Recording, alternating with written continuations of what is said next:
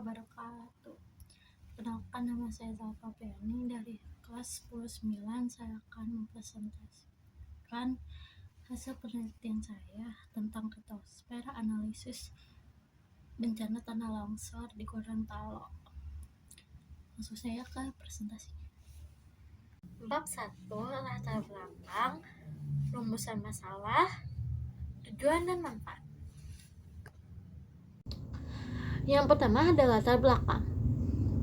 Litosfer merupakan lapisan terluar bumi yang dinamis, terdiri dari batuan dan tanah. Aktivitas di lapisan ini seperti tektonisme dan vulkanisme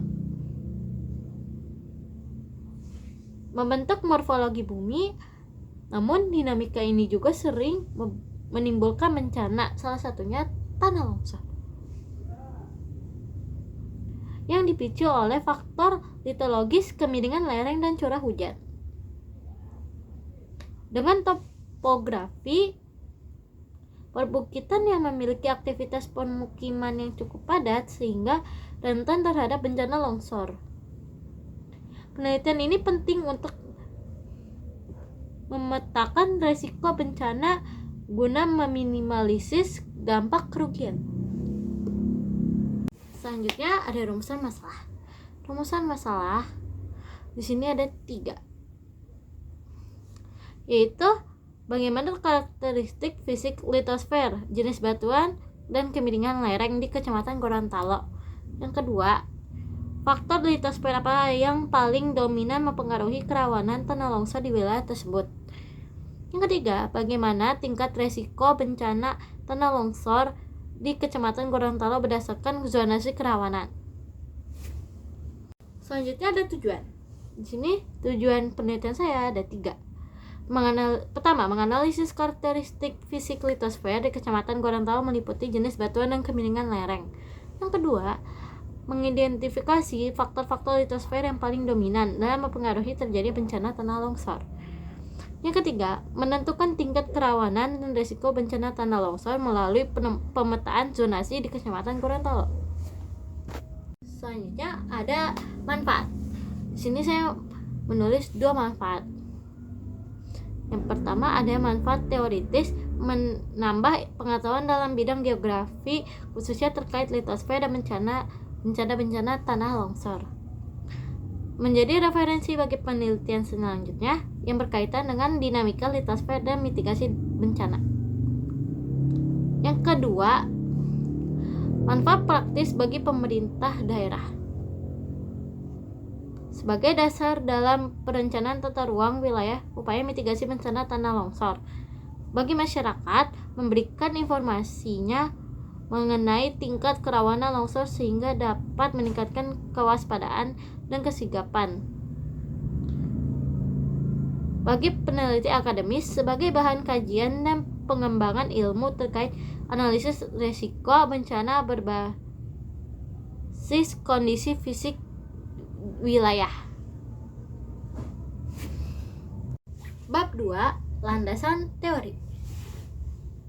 Landasan teori yang pertama adalah teori kemiringan lereng, yang kedua teori tanah longsor, yang ketiga teori kerawanan dan risiko bencana. Bab 3, metodologi.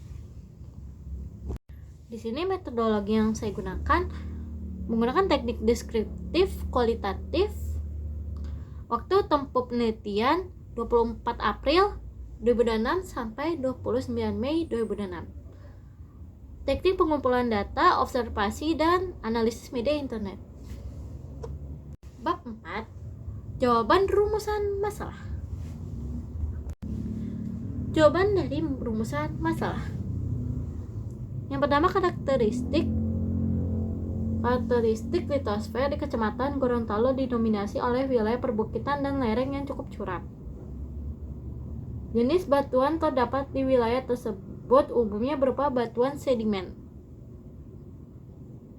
dan tanah yang mudah mengalami pelapukan. Yang kedua, faktor litosfer paling dominan mempengaruhi kerawanan tanah longsor Kecamatan Gorontalo adalah yang pertama, kemiringan lereng yang curam.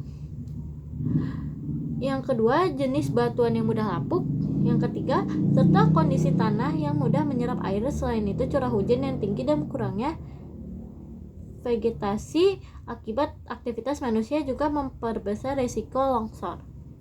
Yang ketiga, berdasarkan kondisi topografi, jenis batuan dan kemiringan lereng, tingkat risiko bencana tanah longsor di Kecamatan Gorontalo dapat dibagi menjadi zona kerawanan rendah, daerah datar dengan kondisi tanah stabil. Yang kedua, kerawanan sedang, daerah dengan lereng-lereng agak curam dan curah hujan sedang. Yang ketiga, kerawanan tinggi, daerah perbukitan dengan lereng curam, tanah labil, dan curah hujan tinggi. Bab 5, kesimpulan dan saran.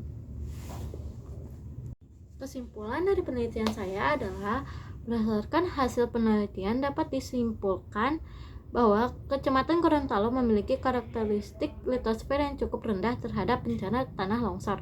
Kondisi tersebut dipengaruhi oleh jenis batuan yang mudah lapuk, kemiringan lereng yang curam, serta curah hujan yang tinggi. Berdasarkan zonasi kerawanan wilayah Kecamatan Gorontalo terbagi menjadi zona kerawanan sedang, tinggi, dan rendah.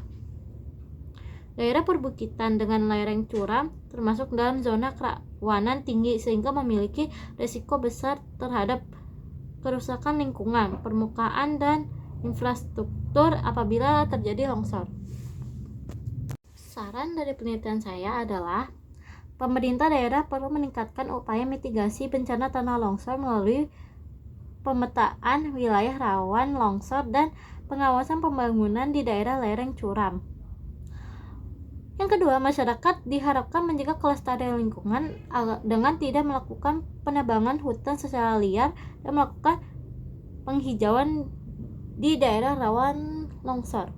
Yang ketiga, perlu adanya edukasi dan sosialisasi kepada masyarakat mengenai tanda-tanda terjadinya longsor dan langkah penanggulangan bencana. Berikut adalah berita-berita tanah longsor di Kecamatan Gorontalo. Sejumlah pengendara panik saat longsor tiba-tiba terjadi dan menutup badan jalan Trans Sulawesi penghubung Gorontalo dan Sulawesi Utara pada Kamis sore. Detik-detik longsor yang terjadi di Jalan Trans Sulawesi, tepatnya di Desa Olele, pemirsa, di Kecamatan Kabila Bone, Kabupaten Bone Bolango, Gorontalo. Ini kejadian terjadi hari Kamis sore dan longsor yang terjadi ini di tikungan jalan menurun membuat pengendara yang hendak melintas menjadi panik. Tidak ada korban jiwa tertimpa longsor kali ini setelah pengendara diingatkan supaya tidak memaksa untuk melintas. Longsor yang terjadi di jalan yang menghubungkan daerah Bone Bolango, Gorontalo dengan Bolmong Selatan, Sulawesi Utara ini menyebabkan arus lalu lintas putus total sehingga tidak bisa dilalui oleh kendaraan. Beberapa pengendara motor roda 2 yang memaksa melintas terpaksa kendaraannya diangkat. Sekian presentasi dari saya. Wassalamualaikum warahmatullahi wabarakatuh.